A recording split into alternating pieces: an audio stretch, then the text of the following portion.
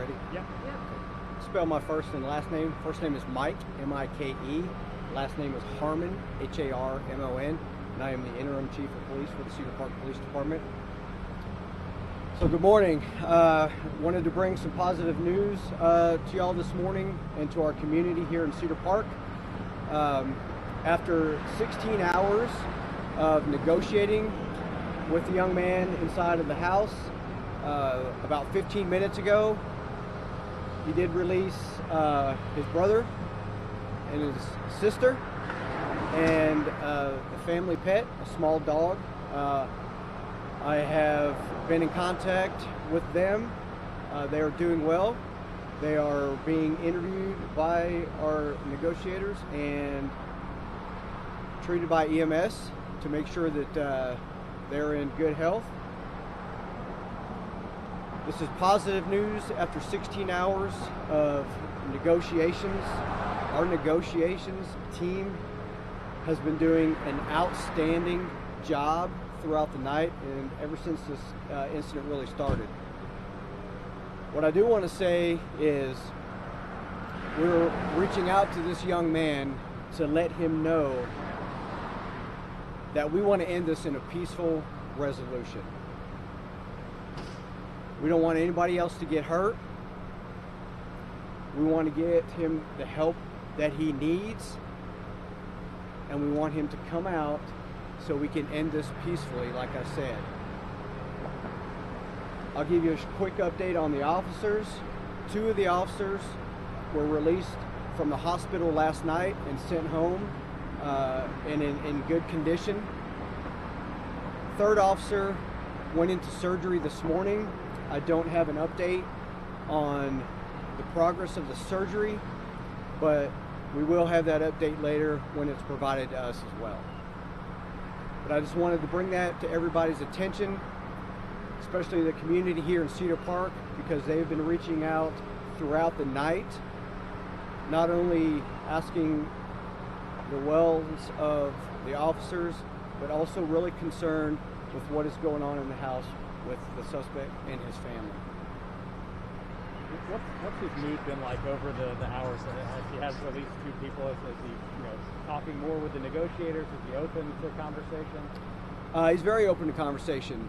We've been going back and forth throughout the night, but overall, it's been good. The conversations have been really good, and he's taken a step in the right direction, in a positive direction, and working with us. And he showed good faith releasing his brother and his sister to us this morning. Can you let us know how he had these 3 hostages? Were they all in one room? He wasn't letting them move from what I can tell you right now is they are all in the house together. I'm not going to get into the specifics of where he had them in the room, but we know that they were all 3 in the house. His mother is still in the house with him. So again, we make a plea to her as well, that if she can talk to her son and let him know that we are here to help, that is exactly what we want to do. We want to end this peacefully and get him the help that he needs. I can't stress that enough. Are you ready to identify who he is? Last night you said you might have. We're not at the point where we're going to release his name, nor are we going to release the names of the officers just yet. We'll do that probably later on today. Has the mother played a part in helping release the son and daughter? Yes, the mother has played a part in that, and again, we're continuing to ask her for help and how she can get her son out of the house and surrender to us peacefully.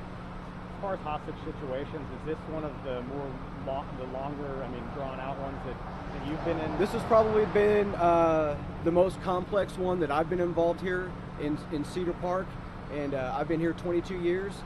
So yeah, I would say this is probably the most complex situation that I've been involved in. But again, let me tell you, our team in there right now and throughout the night has done an outstanding job. I can't stress that enough. Those folks in there they're doing everything they can to bring this to a peaceful resolution. Is there any threat to the mother? Are you getting the sense that there's any kind of threat to the murder inside that house. We don't get that sense, but I can't really speak to that too much because we've been communicating directly with him. So What kind of weapon did he use? that I don't know right now. So You mentioned last night that you all had been to this home before. Can you tell us what were the reasons past for using here? those I'm not ready to release just quite yet. We'll do that this afternoon, but we have been to this house a couple times on prior incidents. As far as the communication, has that been through telephone? Has he come to the front door? It's been through a telephone that we have set up that's a direct line to the house. What's the age of his brother and sister? I'm not ready to release that information at this point. How many agents is there still on scene assisting? Well, you have us, you have the Central Texas Regional SWAT team. I believe members from the FBI are still on scene with us.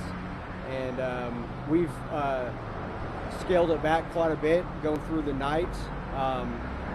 But we will compile a list of the agencies that have assisted us throughout this incident, because without their help, we couldn't have done this all by ourselves.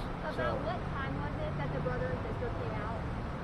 Probably about 7:45. 7:45ish, yes ma'am. What's the next step with the negotiating? Is there a time where you guys are just going to choose to go in? I mean, how long is the tap off of when something like this happens? We're here till we can get this young man out peacefully. Time is on everybody's side. We are not forcing a situation. It's a very, very delicate situation, and like I said, our goal is we want to bring this to a peaceful resolution. So if we need to stay here for however long we need to do to get him out peacefully, that's exactly what we're going to do. Have you evacuated any of the homes just in the direct vicinity right next door? In the area we've sent out messages through Facebook and reverse 911 and things like that, just letting people know what's going on. So shelter in place, but there have been some evacuated right Yes, next door. Okay. absolutely. Thank y'all, appreciate it. You guys, I'll keep y'all posted.